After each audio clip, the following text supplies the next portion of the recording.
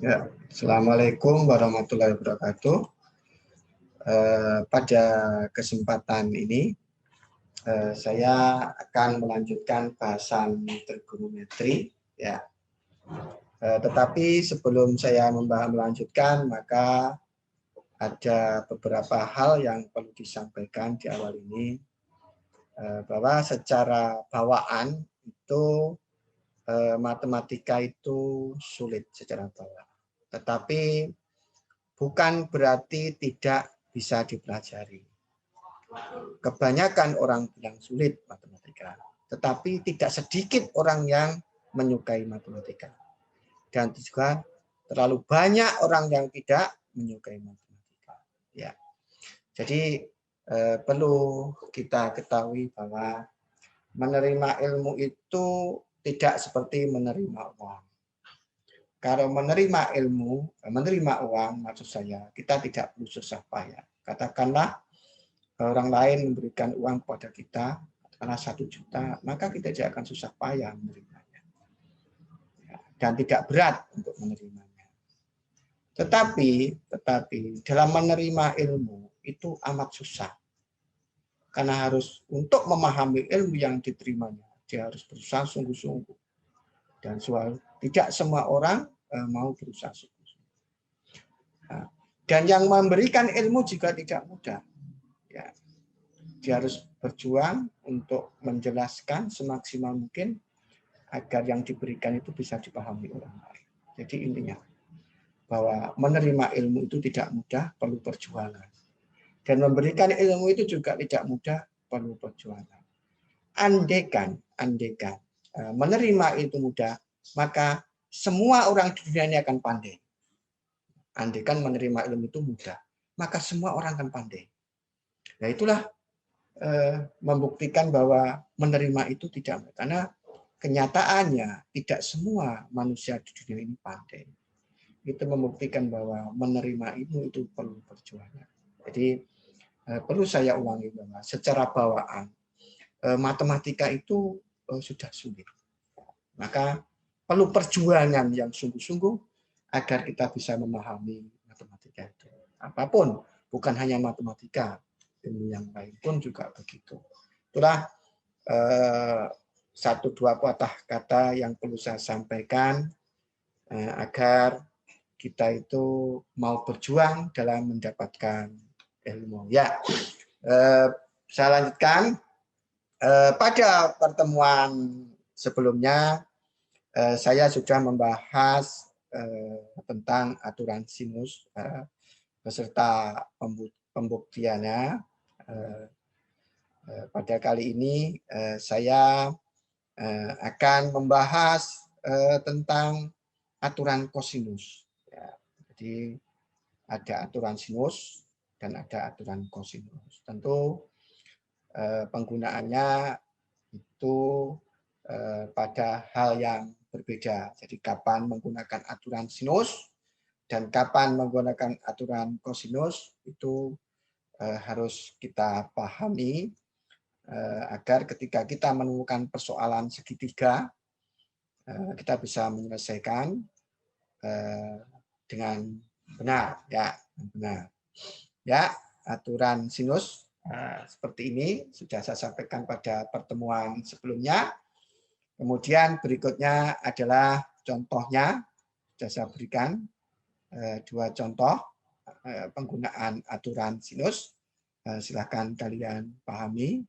Kemudian saat ini saya akan bahas aturan kosinus. Ya, jadi kalau diberikan segitiga sembarang ABC, yang namanya segitiga sembarang bisa segitiga siku-siku, bisa bukan siku-siku. Ya, maka akan berlaku yang pertama itu. A kuadrat sama dengan B kuadrat plus C kuadrat min 2BC cos A.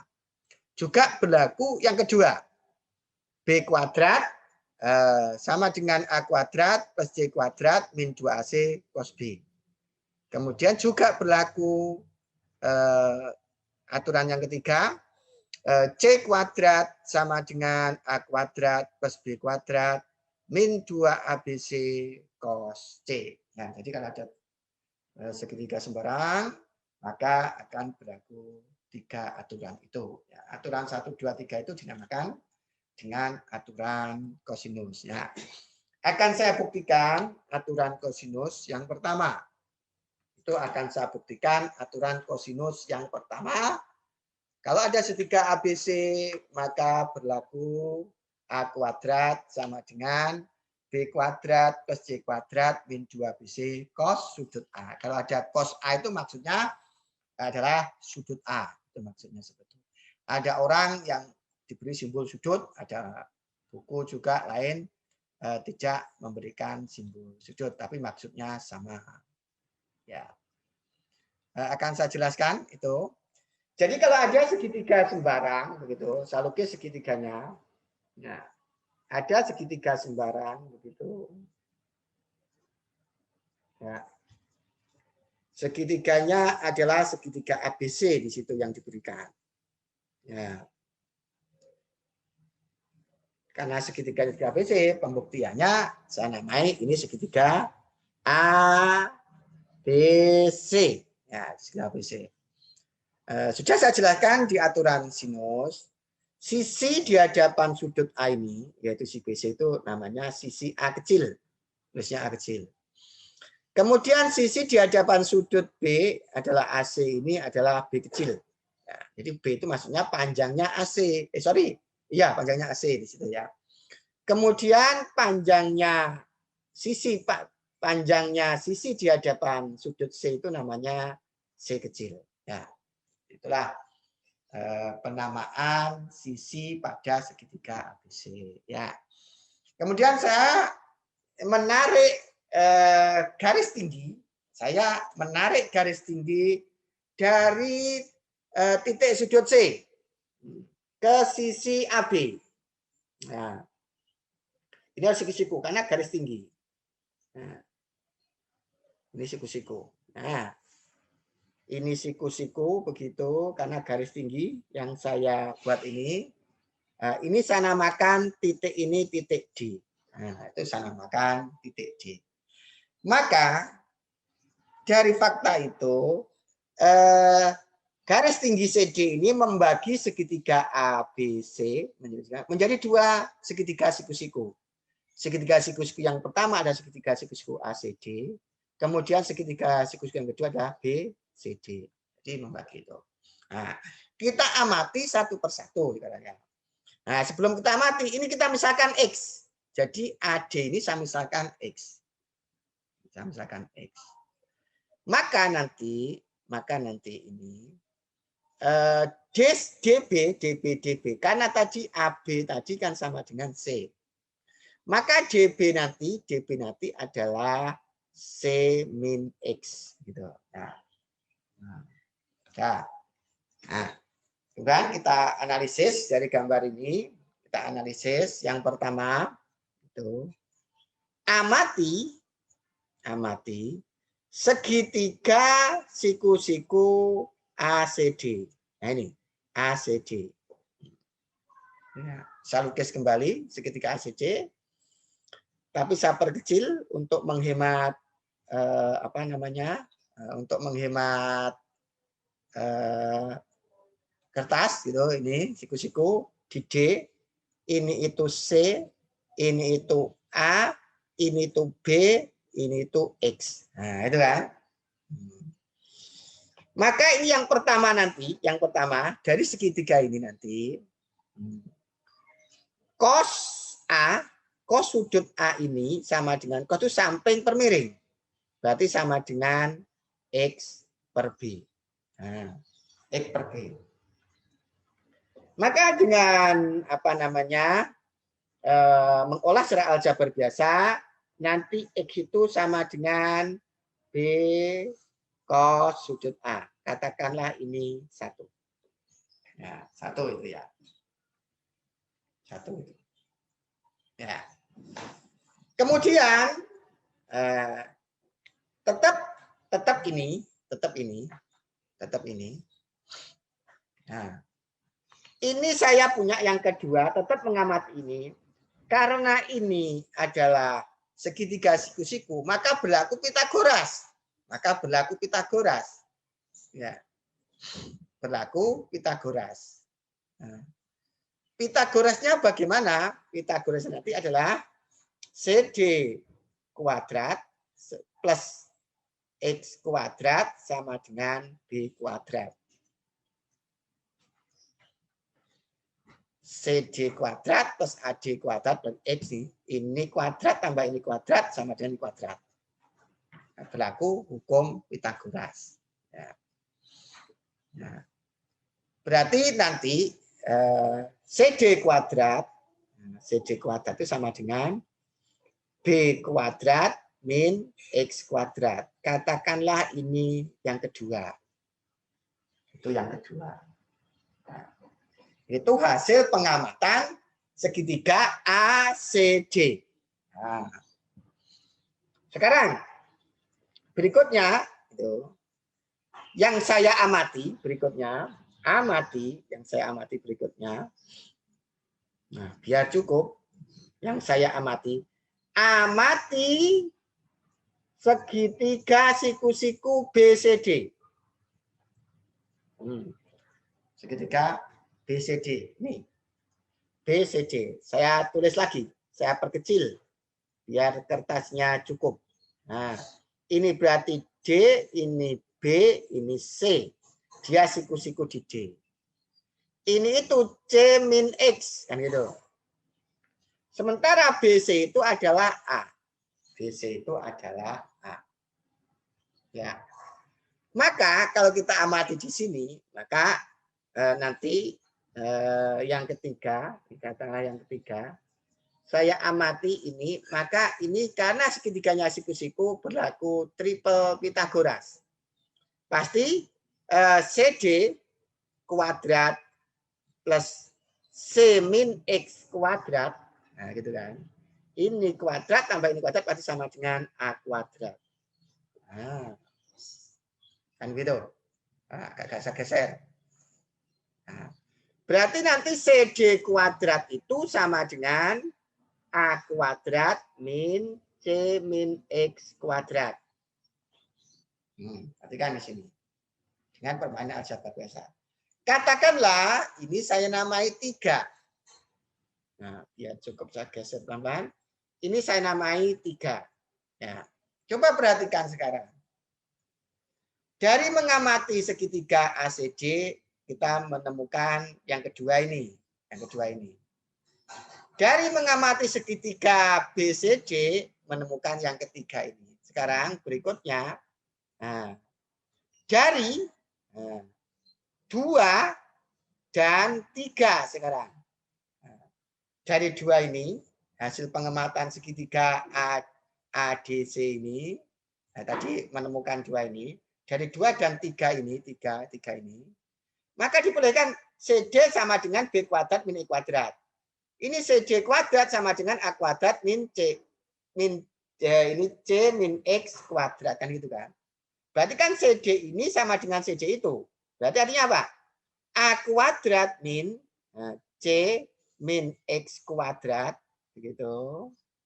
Nah, pasti sama dengan B kuadrat min X kuadrat. Nah, saya ulangi, yang kedua itu kan CD kuadrat sama dengan B kuadrat min E kuadrat. CD kuadrat sama dengan A kuadrat min C min X kuadrat. Makhluknya sama-sama CD.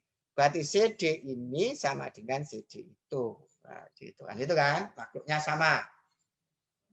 Maka ini kalau saya jabarkan secara aljabar gitu.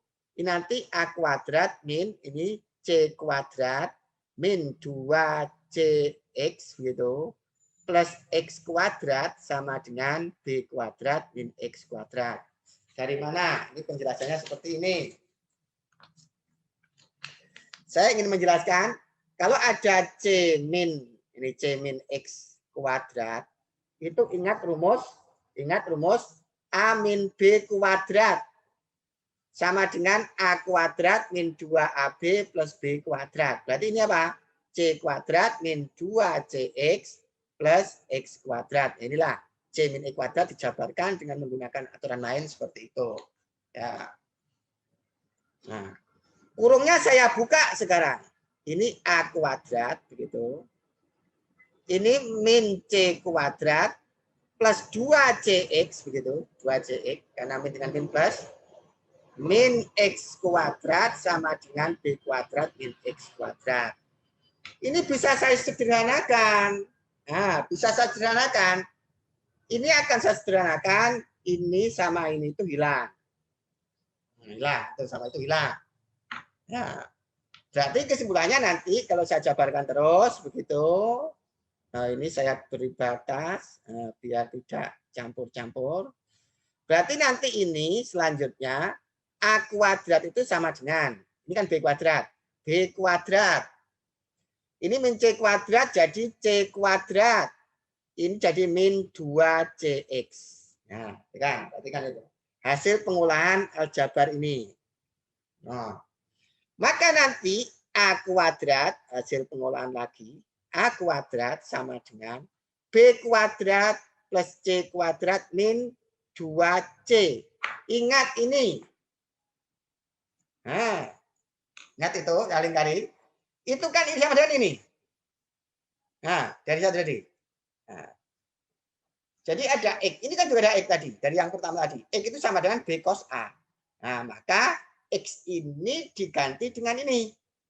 Nah, maka yang terbentuk nanti berarti sama dengan A kuadrat sama dengan B kuadrat plus C kuadrat. Sorry, ini X-nya diganti dengan ini adalah B cos A. Nah, ini kalau diurutkan secara alfabet begitu, ini sama dengan min 2B dikalikan C gitu cos sudut A. Nah, perhatikan formula 1. Jadi formula 1 itu terbukti. Nah, ternyata bahwa kalau ada segitiga sembarang seperti yang saya lukis di sini, maka berlaku A kuadrat sama dengan B kuadrat plus C kuadrat min 2BC cos sudut A. Ya, itulah pembuktian formula yang pertama. Nah, ya, inilah indahnya belajar matematika, belajar mulai konsep dasar, dan ini selalu terikat dengan pelajaran sebelumnya. Ya, berikutnya saya ingin membuktikan ini formula yang pertama. Tuh, ya. Saya ingin membuktikan formula yang kedua bahwa kalau ada segitiga sembarang, situ. Formula yang kedua itu, nah, lihat di layar sebelah kiri. Formula yang kedua, kalau ada segitiga sembarang begitu, maka berlaku B kuadrat itu sama dengan A kuadrat ditambah C kuadrat min 2AC cos B. Berlaku itu. Ya. Nah, ini akan saya tunjukkan. Gitu ya. Akan saya tunjukkan.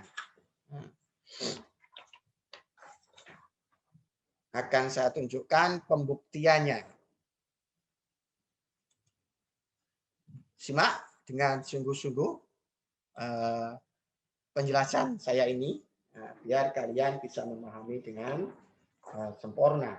Ya. Nah, di situ diberikan segitiga ABC, tetap seperti tadi. Segitiganya sama seperti tadi ini. Nah, ini aja saya tutupi. Nah, ini saya tutupi daripada saya melukis lagi.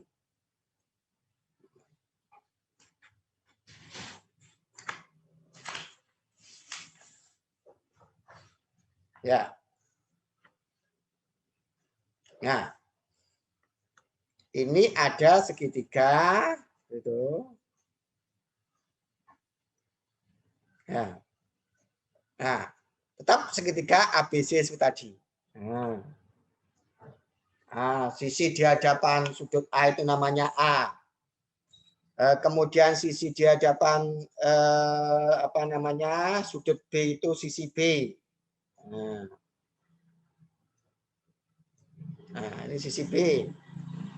Kemudian sudut di hadapan sisi C itu namanya C. Saya geser sedikit biar jelas.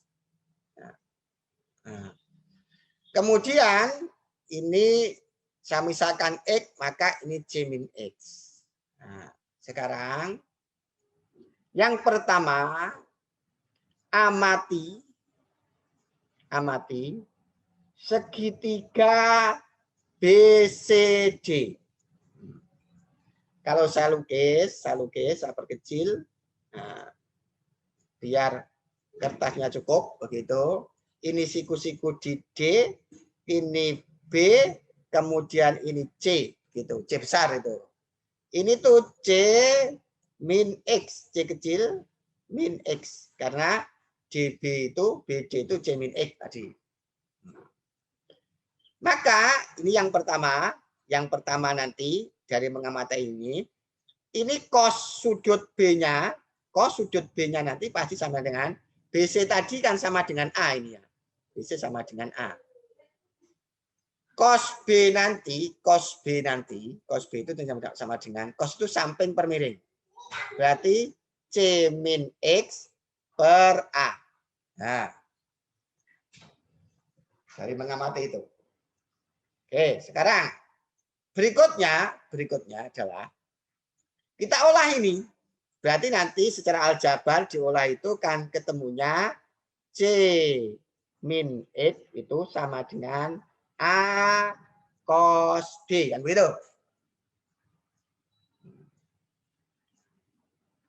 Berarti nanti ketemunya X itu sama dengan C kecil maksudnya min A cos D.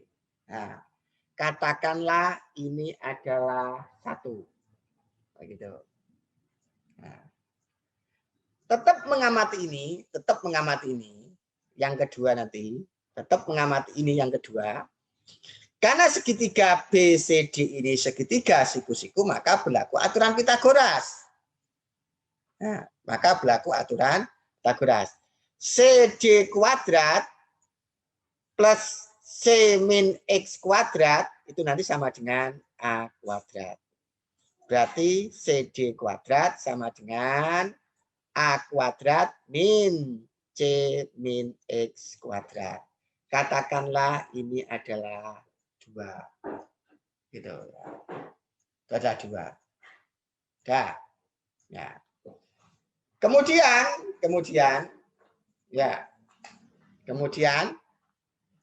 berikutnya yang diamati itu adalah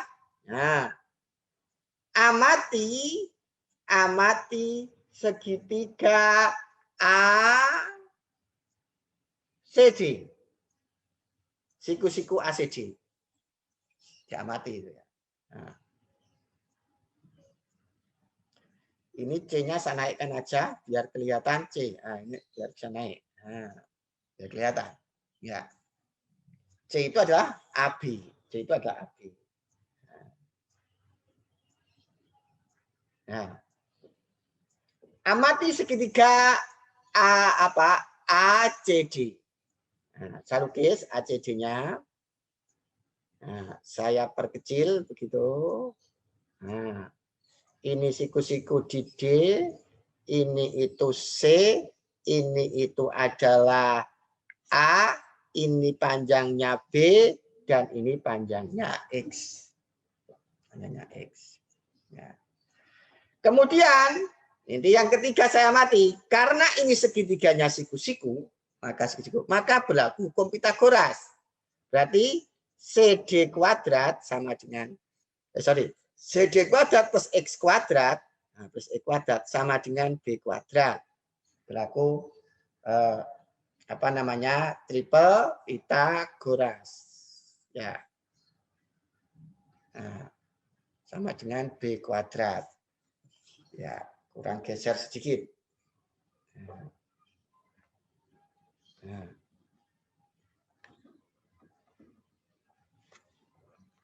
Ya, berikutan. Saya geser gitu ya.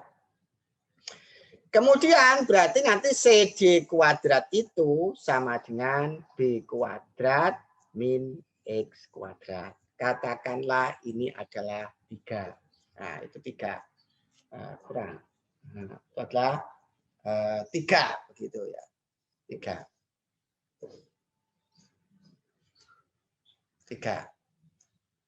Nah, Sekarang coba yang kedua tadi dengan mengamati segitiga BCD, dengan mengamati segitiga BCD, yang kedua tadi kita menemukan CD kuadrat sama dengan A kuadrat min C min X kuadrat, gitu ya. Sementara ketika kita mengamati segitiga ACD ini, maka akan ketemu hubungan CD kuadrat sama dengan B kuadrat min X kuadrat. Berarti kan CD-nya itu makhluknya sama-sama ini kan? Berarti CD yang ini pasti sama dengan CD yang itu. CD yang ini. Nah, CD yang ini. Ini kan juga CD. Maka ini nanti berikutnya dari ini 2 dan 3. Nah, dari 2 dan 3. Nah, dari 2 dan 3 ini diperoleh berarti B kuadrat min X kuadrat sama dengan ini CD kuadrat sama dengan B kuadrat min E kuadrat. CD kuadrat ini sama dengan A kuadrat min C min X kuadrat. Maka sama dengan A kuadrat min C min X kuadrat. Ya, dari 2 dan 3. Kemudian saya proses ini. Ini nanti akan saya proses secara aljabar biasa. Bisa batasi begitu. Saya batasi biar enggak campur. Ya. Itu. Maka ini saya proses B kuadrat nanti min E kuadrat nanti sama dengan A kuadrat min C kuadrat min 2CX plus X kuadrat. Nah, penjabaran ini. Nah, siapa seperti tadi ini. Nah, kalau ada C min X kuadrat, gitu, C min X kuadrat itu menggunakan A min B kuadrat sama dengan A kuadrat min 2AB plus B kuadrat. Kan itu kan. Kalau C min X kuadrat ya C kuadrat min 2CX plus X kuadrat. Nah, kemudian itu. Ini diuraikan begitu. B kuadrat min X kuadrat sama dengan A kuadrat min C kuadrat. Ini kali ini. Ini kali ini berarti plus 2CX begitu. Plus 2CX begitu. Kemudian ini kali ini min X kuadrat. Nah, ini sama-sama punya X kuadrat. Ini saya sederhanakan. Dengan ini habis begitu kan. Nah, ya. Berikutnya adalah kita ingat, nah di sini itu berarti nanti sama dengan B kuadrat sama dengan A kuadrat min C kuadrat begitu plus 2C. Ingat, nah, X-nya ini, X itu kan sama dengan X ini. Nah, dari yang satu tadi mengamati segitiga BCD ketemu X sama dengan C min A cos X. Gitu ya. Maka X ini diganti dengan ini. Nah, diganti siapa? C, X-nya itu diganti C min A cos B. Ya. Nah, saya geser. Jadi X ini sama dengan X ini. Nah, X-nya tadi diproses, ketemu tuh. Nah, berarti kita proses sekarang. Kita proses ini. Berarti ini nanti akan melahirkan diuraikan B kuadrat sama dengan A kuadrat min C kuadrat. Ini kali ini plus 2C kuadrat. Ini kali ini min 2CA cos B.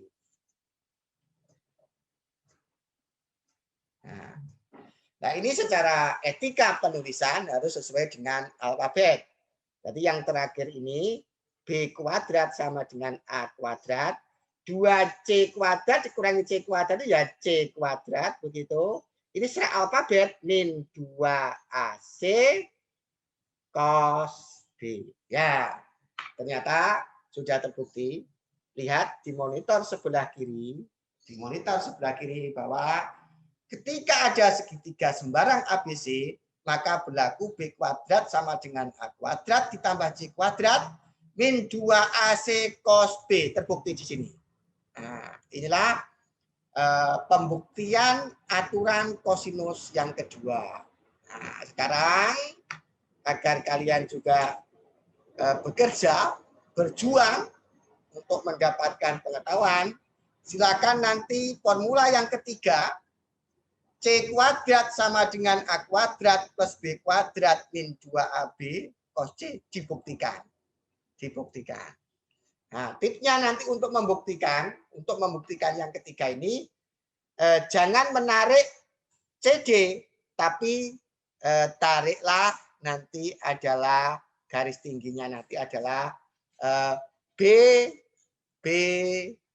dari titik B menuju sisi AC. Jadi nanti saya beri tip untuk membuktikan formula yang ketiga itu. Untuk membuktikan formula yang ketiga itu nanti, untuk membuktikan formula yang ketiga nanti, nah itu ada segitiga ABC begitu. Nah, ini A, ini B, ini C. Nariknya nanti ke sini, ini siku-siku di sini. Nah, ini titik D. Kemudian diolah seperti bagaimana saya mengolah informasi dari segitiga ABC itu tadi. Ya, itulah pembuktian dari saya tentang aturan pertama dan kedua pada aturan kosinus. Ya, jadi sudah terbukti. Silakan nanti yang ketiga kalian buktikan. Jadi saya berikutnya adalah kapan sih aturan kosinus itu kita gunakan untuk menyelesaikan persoalan segitiga, gitu ya. Itu yang paling penting. Karena kan pada segitiga ada pelakuan aturan sinus, nah, yang sudah saya sampaikan pada pertemuan sebelumnya. Kemudian juga ada aturan kosinus. Sama-sama yang dihadapi itu segitiga. Tetapi kalau nanti faktanya berbeda, maka aturan yang digunakan juga berbeda. Makanya di sini kapan menggunakan aturan sinus dan kapan menggunakan aturan kosinus harus jelas dan harus paham. Ya. Nah, berikutnya adalah, nah, jadi kalau saya ringkas, nah ini agak kesulitan kemungkinan kalian memahami di sini. Tadi sudah saya jabarkan. Nah, ini kalau dikonkretkan, disandingkan bersama segitiganya, itu lebih mudah. Ya. Contohnya begini. Nah, contohnya seperti ini. Ya.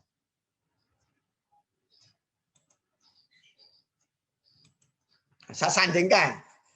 Jadi kalau ada segitiga, segitiga begitu. Ya, warna merah jambu. Nah, jadi kalau ada segitiga begini, segitiga, ini untuk memudahkan, ini A ya, ini B, ini C. Ini namanya sisi A, ini namanya sisi B, ini namanya sisi C. Nah, gitu kan? Nah, ini sudut A. Itu aturan yang pertama itu kan A kuadrat sama dengan B kuadrat plus C kuadrat min 2BC, gitu kan? Cos A kan itu kan. Ada di sini. Di sini ada berapa unsur? Nah, ada 4 unsur. Unsur A, unsur B, unsur C. Ini juga BC. Ada unsur A. Nah, jadi ada unsur A, yaitu ini apa? Ini ada ini. Kemudian ada unsur B, ini sama ini unsur B. Kemudian ada unsur C.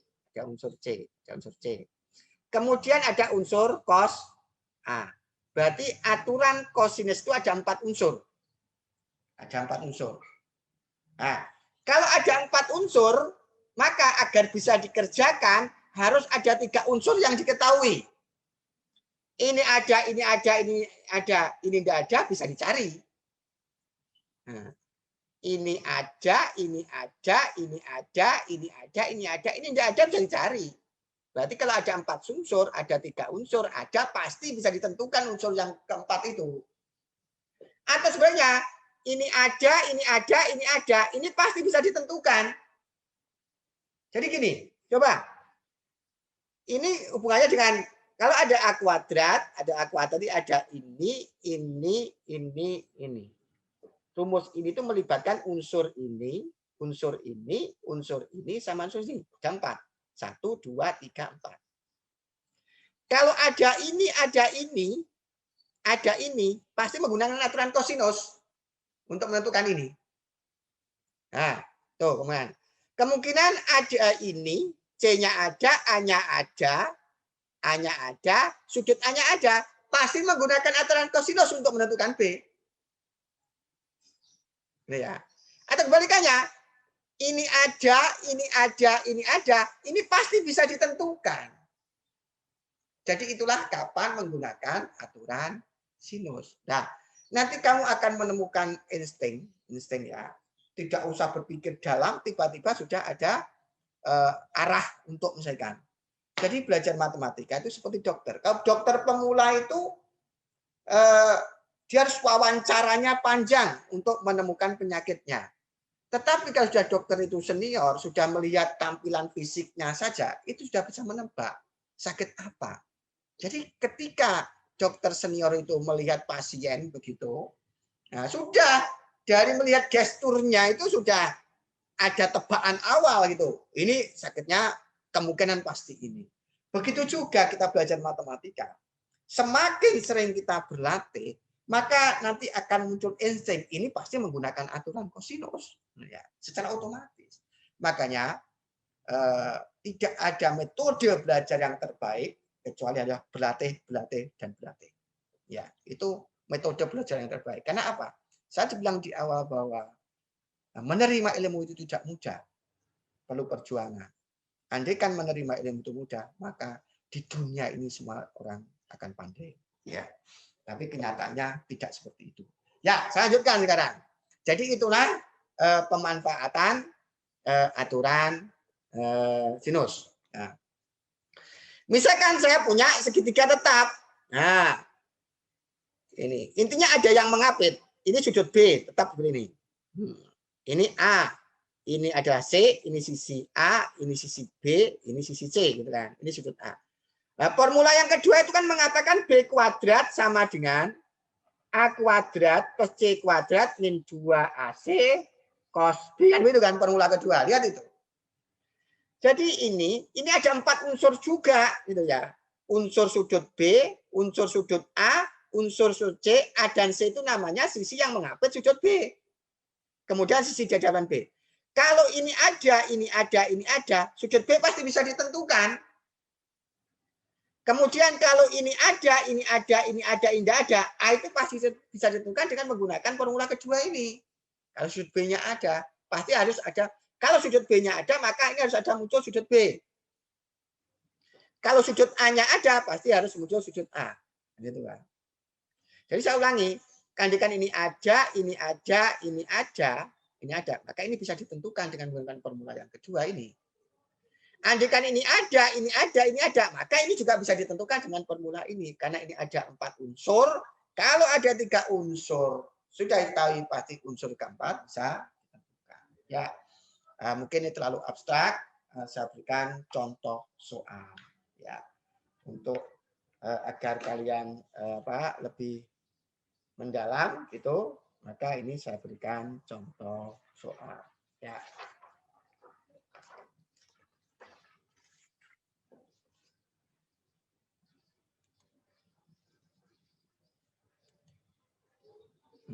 Contoh soal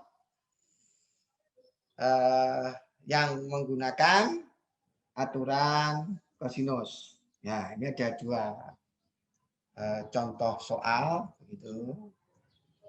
Soal yang pertama itu diketahui segitiga ABC. Panjang sisi B-nya 4. Panjang sisi C-nya adalah 3 cm. Dan sudut maksudnya itu adalah sudut A-nya. Ya, itu sudut A. Ya. Sudut A sama dengan 120. Ini. Ya. Salah tulis. Ini maksudnya adalah sudut A. Sudut A-nya itu sama dengan 60 derajat. Sudut A itu. Sudut A maksudnya. Sudut A. Kemudian yang kedua itu ada segitiga PQR. Yang 120 ini adalah Yang 120 ini adalah sudut sudut R itu. Nah, jadi salah. Ini 120 itu adalah sudut R begitu. Kemudian yang 60 derajat itu adalah sudut A. Itu ada kesalahan apa namanya? Tulis ya, kesalahan tulis. Nah, akan saya selesaikan itu ya. Akan saya selesaikan. Saya solusi. Oh, sorry, belum nampak. Nah, solusi soal 1. Nah, solusi soal 1. Ya. Nah, lebih mudahnya saya gambar ada segitiga ABC. Nah, gitu ya, untuk memudahkan. Ini segitiga A, ini B, ini C. Tentunya ini A, ini B, dan ini C. Nah, ininya 60 derajat. Nah, kalau ada sudut A diketahui, pasti nanti menggunakan rumus yang ada sudut A-nya. Pasti formula berapa? Tadi formula 1 yang ada sudut A-nya. Nah, ya, formula 1. Karena di sini sudut A-nya diketahui, pasti nanti A kuadrat sama dengan B kuadrat plus C kuadrat min 2BC cos A. Karena sudut A-nya diketahui. Pasti menggunakan rumus yang ada cos A-nya. Gitu loh ya. Nah, kembali. Nah, ini. Nah, katanya panjang sisinya B-nya 4. Ini 4 cm. Nah, kemudian panjang C-nya itu adalah 3 cm. Nah, kenapa saya menggunakan formula yang ada cos A-nya? Kan sudut A-nya diketahui. Jangan menggunakan formula yang kedua. Jangan menggunakan formula yang kedua ini. Karena di situ cos B. Nah, sementara cos B-nya di persoalan ini tidak ada. Dan juga jangan menggunakan formula ketiga. Karena ketiga nanti cos C-nya tidak diketahui. Nah, kita menggunakan yang ada di situ, yang diketahui di situ. Itu loh ya tipsnya. Nah, berikut. Sudah kita masukkan. Berarti A kuadrat sama dengan B kuadrat. Itu berarti 16. Itu 16. Kemudian plus C kuadrat. C kuadrat berarti ini 9. Begitu. Min 2B. B-nya 4. Nah, B-nya 4. Kemudian C-nya adalah 3. Ya, begitu. Cos sudut A. Berarti cos 60 derajat. Cos 60 derajat. Kita proses, berarti A kuadrat sama dengan 16 tambah 9 itu 25. Min, ini adalah 24. Begitu. Ingat, cos 60 itu adalah setengah. Lihat tabel. Cos 60. Nah, sudut istimewa saya tunjukkan.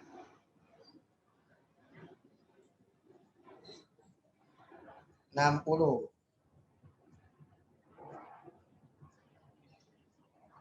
ini cos 60 itu sama dengan setengah. Cos 60 sama setengah. Ya, setengah itu. Ini harus apa? Saya ulangi berkali-kali. Nah, berarti ini sama dengan 25. Berarti 24 kurangi setengah itu, 24 kali setengah itu 12. Berarti A kuadrat sama dengan 13. Itu. Berarti A sama dengan plus minus akar 13. Ingat, A itu menyatakan panjang. Ini kan sebetulnya A sama dengan akar 13, sama A-nya sama dengan min akar 13. Ingat, karena panjang tidak ada negatif, ini tidak mungkin. Berarti A-nya sama dengan akar 13. Itulah solusi soal nomor 1. Ya.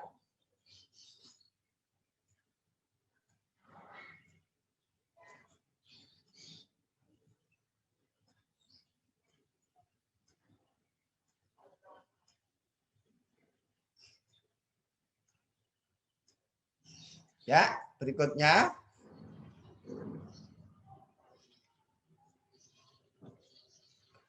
Berikutnya adalah contoh yang kedua. Nah, jadi lebih mudahnya digambar, gitu ya. Untuk mudah gambar kita menggunakan rumus mana, unsur-unsur apa yang diketahui. Kalau digambar itu nanti kita dengan mudah melihatnya. Kalau tidak digambar abstrak Mas ya. Nah, kemudian saya ingin berikan contoh yang kedua. Contoh yang kedua seperti tertulis di situ.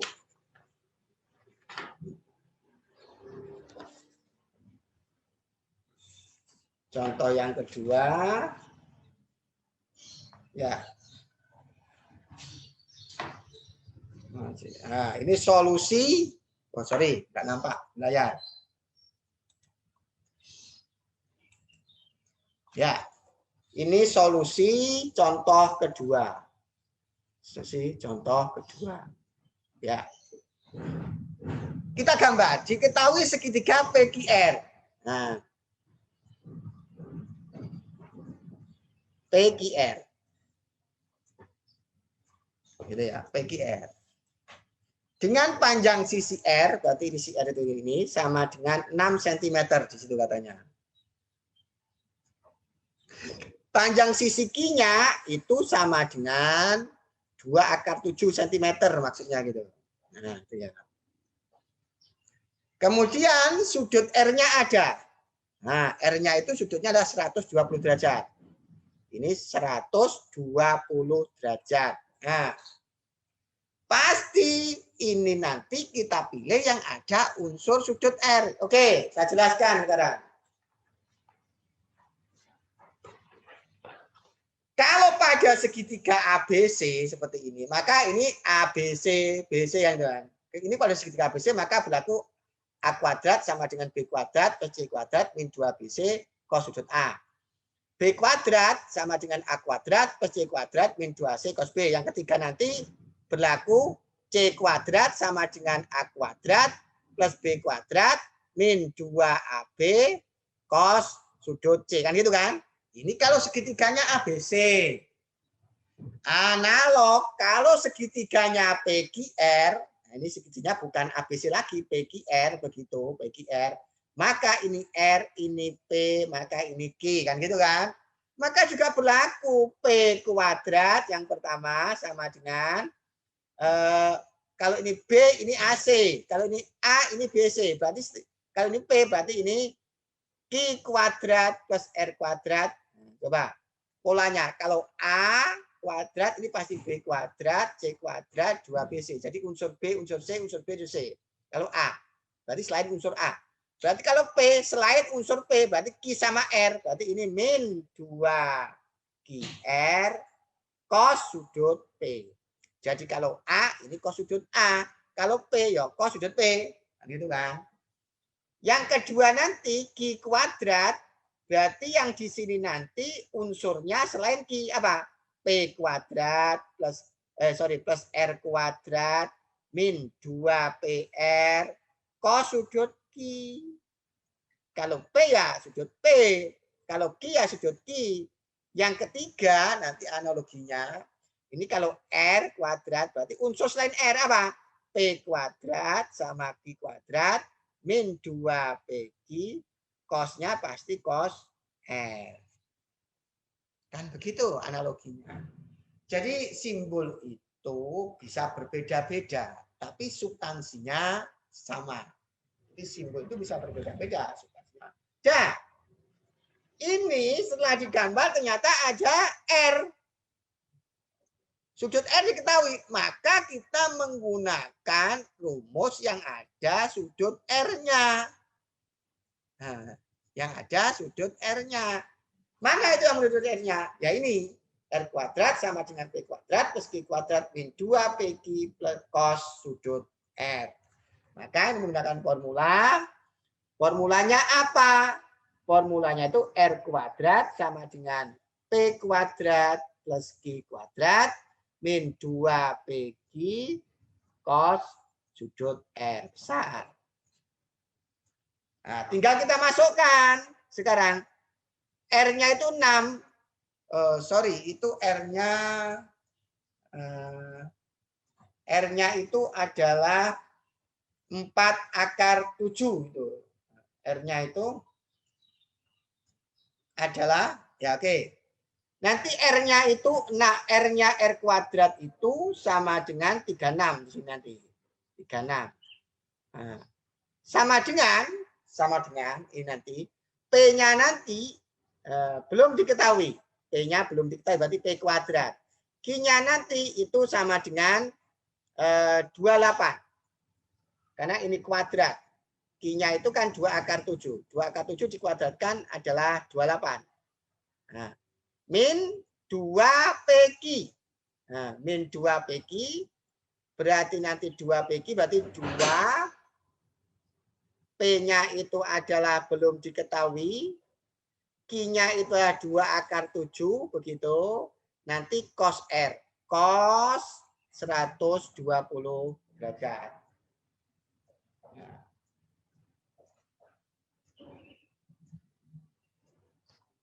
Cos 120 derajat. Karena sudut R-nya sama dengan 120 derajat. Berarti nanti P kuadrat. Nah, P kuadrat ini ke sana nanti sama dengan plus 2 P kuadrat min 36 plus 28 min 2P2 akar 7 begitu.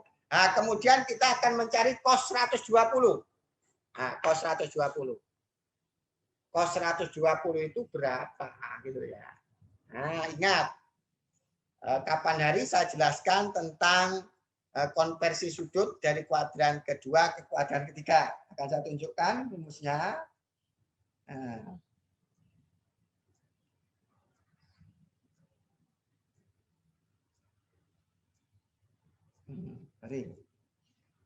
Relasi sudut. Nah ini. Kalau ada cos 180 min alfa sama dengan min cos alfa. Ingat rumus kedua ini. Jadi nanti ini saya jelaskan bahwa cos 120 itu cos 120 derajat itu sama dengan cos 120 derajat itu sama dengan cos 180 derajat kurangi 60 derajat. Dengan menggunakan formula kedua, yaitu mengkonversi kuadran kedua ke kuadran 1, yang saya jelaskan tempo hari yang susah payah, maka sama dengan kalau cos 180 min alfa sama dengan min cos alfa. Berarti kalau cos 180 min 60 sama dengan min cos 60 derajat. Nah, yang awalnya 120 jadi 60. Yang awalnya 120 itu berada di kuadran kedua menjadi kuadran pertama. Cos 60 itu sama dengan setengah, jadi min setengah. Lihat tabel tadi. Berarti ini jamnya ini min setengah, berarti nanti jamnya ini apa? P kuadrat, begitu. Nah, min 36 dikurangi 28 adalah 12. 36 dikurangi adalah 8.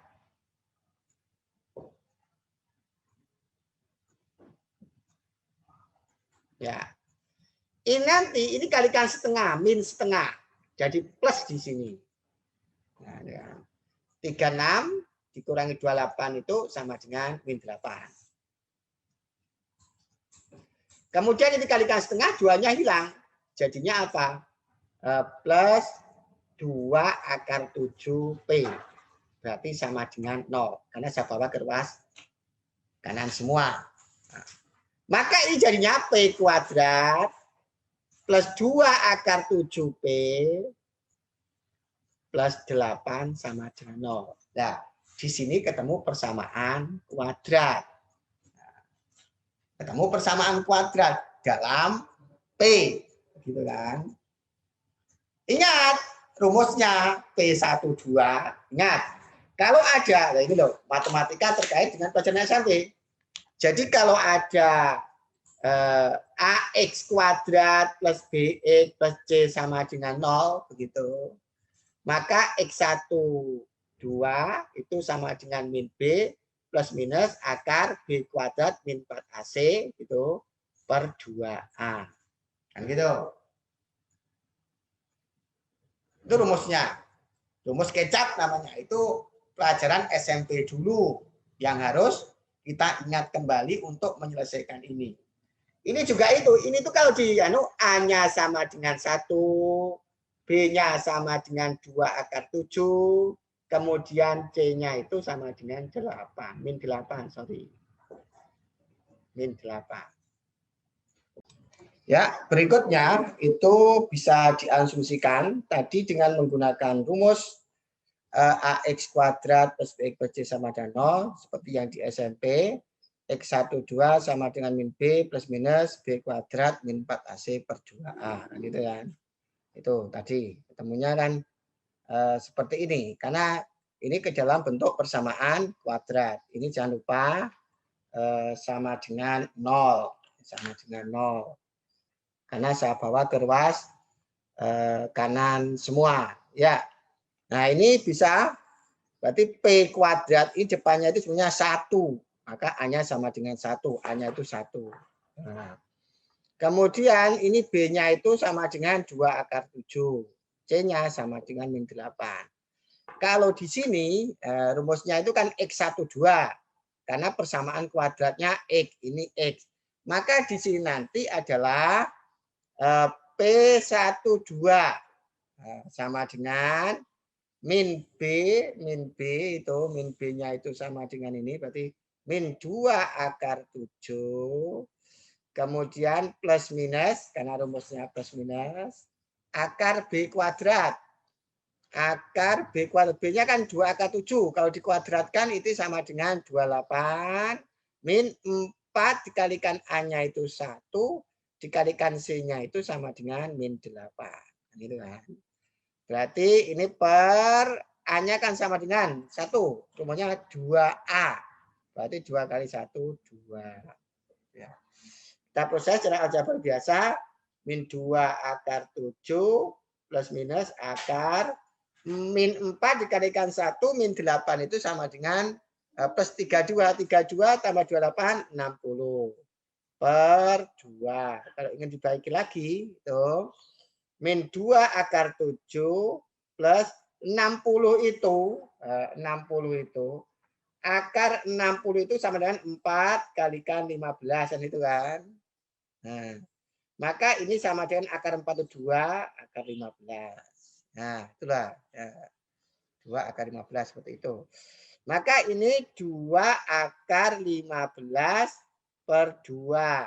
Nah, ini punya faktor sekutu 2, 2, 2. Nah, bisa disederhanakan sehingga hasilnya nanti adalah ini plus minus, sorry, ini plus minus. Nah, karena P itu menyatakan panjang, nggak mungkin negatif, maka diambil yang positif. Berarti P-nya nanti sama dengan min akar 7 plus akar 15 per, ini 2-nya sudah hilang, berarti sama dengan ini. Inilah P panjang sisi P pada contoh soal nomor 2. Ya, demikianlah pembahasan tentang aturan kosinus beserta ya, silakan pahami secara maksimal, berjuang semaksimal untuk memahami apa yang telah saya sampaikan. Insya Allah kalian nanti akan memahami apa yang saya sampaikan. Demikian, semoga bermanfaat. Saya akhiri, assalamualaikum warahmatullahi wabarakatuh.